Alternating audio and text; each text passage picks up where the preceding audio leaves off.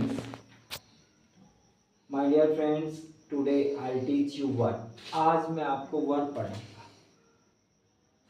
अब dear student, dear friends, it is the question what is verb. अब सबसे पहले ये क्वेश्चन पुटअप होता है कि वर्ब होते क्या है. देखिए you know very well in Hindi में आपसे जानते हैं कि वर्ब का मतलब क्रिया होता है. Here is written, I have written the definition. A verb is a word that is used to describe an action. Verb वे शब्द होते हैं जिनसे किसी काम का करना या होने का पता चलता है.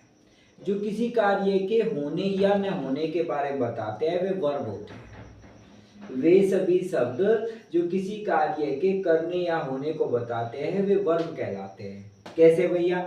जैसे देखो यहाँ मैंने लिखा Ravita writes a letter. Ravita पत्र लिखती है. तो हमें ये देखना है कि यहाँ पे क्या एक्शन हो रहा, क्या काम हो रहा. तो जो भी काम हो रहा वो वर्ब है. जो भी काम होता है वो वर्ब होता है. देखो यहाँ पे रविता पत्र लिखती है तो यहाँ काम हो रहा लिखने का. अगर मैं इसे मिटो दूं तो देखना क्या बचा हमारे पास, रविता पत्र है ना.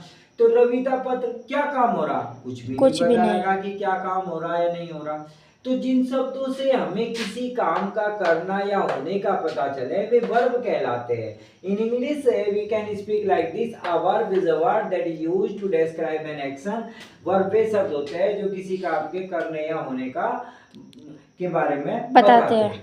तो मैं यहाँ पे लिख देता हूँ रविता पत्र लिखती है. अच्छा देखो मैंने यहाँ पे लिखती है शब्द को हटा दिया. ये सेंटेंस कितना बेढंगा लग रहा है, इसकी कोई सेंस ही नहीं है. आप इसे सेंटेंस कह ही नहीं सकते क्योंकि इसका कोई मीनिंग नहीं निकाल के आता, कोई सेंस ही नहीं बनती. मतलब है बड़ी स्लैंग लैंग्वेज लग रही, बेढंगी भाषा. रविता पत्र, अरे भाई क्या बोल रहे रविता पत्र, कुछ तो उसके बारे में बताओ कि वो पत्र के साथ क्या कर रहा.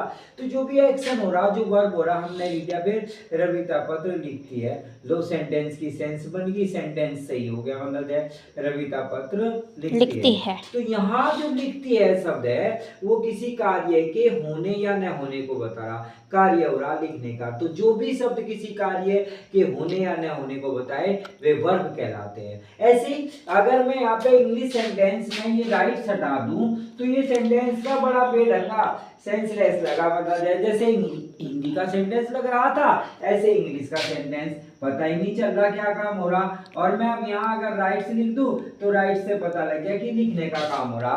तो जिन शब्दों से किसी कार्य के होने या न होने का पता चले वे वर्ब कहलाते हैं. चलिए एक एग्जांपल और देता हूँ इसको समझाने के लिए. यहाँ पे कहा कि Meena pledge cricket. Meena cricket खेलती है.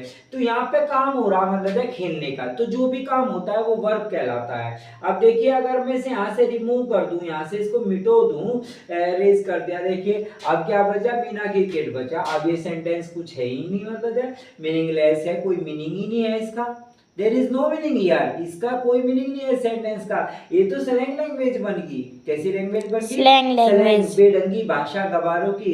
क्योंकि इसमें कार्य ही नहीं हो रहा कुछ. मतलब है मीनिंगफुल सेंटेंस नहीं है, इसका कोई अर्थ निकल के नहीं आ रहा. तो मीना क्रिकेट क्या था, वो खेलती है. अब ये सेंटेंस मीनिंगफुल हो गया. तो ये भी ध्यान रखें जिन शब्दों से किसी कार्य के होने या न होने का पता चले वे वर्ब कहलाते हैं. और अगर आप वर्ब का यूज नहीं करते तो आपका सेंटेंस ना स्लैंग बन जाएगा, बेढंगा. ऐसा लगेगा बिना पढ़ा लिखा आदमी क्या बोल रहा, मीना क्रिकेट ये हकला है क्या या फिर कुछ और. मतलब है इसको दूसरे तरीके से भी समझते हैं. मैं ऐसे भी बोलता हूँ स्टूडेंट्स को कि 24 घंटे में 24 आवरली वी हैव एक्शन. 24 घंटे हम एक्शन करते रहते हैं माय डियर स्टूडेंट. देखो अभी मैं आपको टीच कर रहा, मैं पढ़ा रहा. मतलब है तो मैं एक्शन कर रहा. टीच का मतलब पढ़ाना. ये एक एक्शन है, ये कार्य है. मैं पढ़ा रहा हूँ तो इस समय मैं आपको टीच कर रहा. क्या कर रहा? टीच. आप भी इस समय मतलब है लिसन, आप बैठे हुए सुन रहे हैं मुझे. तो आप भी एक्शन कर रहे. आप काहे का एक्शन कर रहे? सुनने का. आप वीडियो देख रहे तो आप देखने का एक्शन कर रहे. वॉच देखना, वॉच देखना. तो 24 आवरली वी हैव एक्शन. सांस लेना भी एक एक्शन है, सांस छोड़ना भी, इनहेल एक्सहेल करना, ये सब एक्शन है. सांस लेना, सांस छोड़ना या करवट लेना या रात के टाइम में आप ऐसे खुजाते हैं तो ये खुजाना भी एक एक्शन है. आप ऐसे मतलब रब करते हैं किसी चीज को, मलते हैं ऐसे, तो वो भी मतलब एक एक्शन है. आप छींकते हैं, स्नीज करते हैं, तो वो भी एक एक्शन है। मिंटू से कहने का अभिप्राय 24 घंटे आप एक्शन करते हैं। At night also when you sleep, जब रात को आप सोते हैं उस समय भी एक्शन होता है। मतलब है आप सोने का एक्शन कर रहे, ब्रीथ इन ब्रीथ आउट, इनहेल एक्सहेल आप कर रहे, सांस लेना, सांस छोड़ना, करवट लेना, खुजाना, लेटना, बैठना, मतलब है पैर सिकोड़ना तो सिकोड़ना, ये सब एक्शन है। हम 24 घंटे एक्शन करते हैं डियर फ्रेंड्स, 24 घंटे। If you have action more and more, यदि हम ज्यादा से ज्यादा एक्शन याद कर ले ना, ज्यादा से ज्यादा वर्ब याद कर ले, मतलब है तो we will comment on English language easily, बहुत आसानी से इंग्लिश लैंग्वेज पे कमेंट हो जाएगा। अगर हम 24 आवरली के एक्शन याद कर ले, 24 घंटे सुबह से लेकर शाम तक, ईट खाना, टेक पीना, ड्रिंक पीना, प्ले खेलना, गो जाना, बाय खरीदना, सेल बेचना, ये सारे के सारे एक्शन जो 24 घंटे हम करते हैं, अगर हम इनको याद कर ले, इनकी first form, second form, third form, 3 अवस्थाएं होती है, आईएनजी फॉर्म भी होती है, तो बहुत जल्दी इजीली हम मदद है इंग्लिश को अंडरस्टैंडिंग करने शुरू कर देंगे, बहुत ज्यादा हेल्प मिल जाएगी।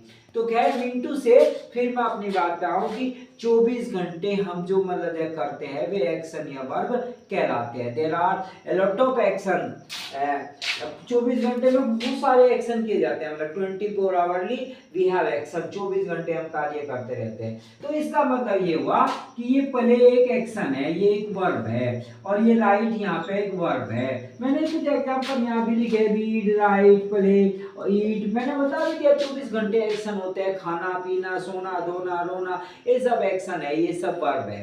अब थोड़ा सा और to talk about a person place और थिंग, कभी कभी हम किसी व्यक्ति वस्तु स्थान के बारे में भी बात करते हैं। जैसे मैंने लिखा है Radha, Radha is a good girl. देखिए सेंटेंस में इसका मीनिंग हुआ राधा एक अच्छी लड़की है। राधा एक अच्छी लड़की है।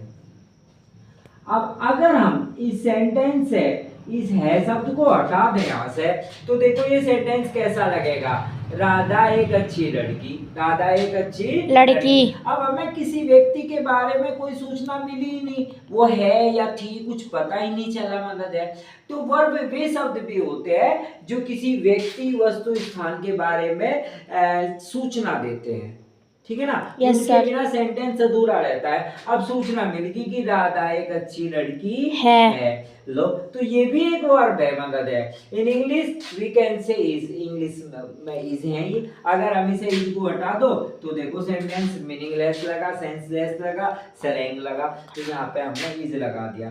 खैर मिंटू से अच्छा ऐसे देखिए, the earth is round, the earth is round, पृथ्वी क्या होती है, गोल होती है। तो यहाँ पे जो हमारी वर्ब है वो इज है ना, पृथ्वी गोल होती है। अगर पृथ्वी गोल होती है, मैं ऐसे हटा दूं, पृथ्वी गोल होती है, तो यहाँ पे अगर मैं मतलब है इस इज को हटा दूं और यहाँ से मैं ये होती है हटा दूं, तो भैया इस सेंटेंस की कोई सेंस नहीं है, हमें पता ही नहीं लग रहा किसी व्यक्ति के बारे में बात कर रहे हैं, हम किसके स्थान के बारे में बात कर रहे हैं, वस्तु के।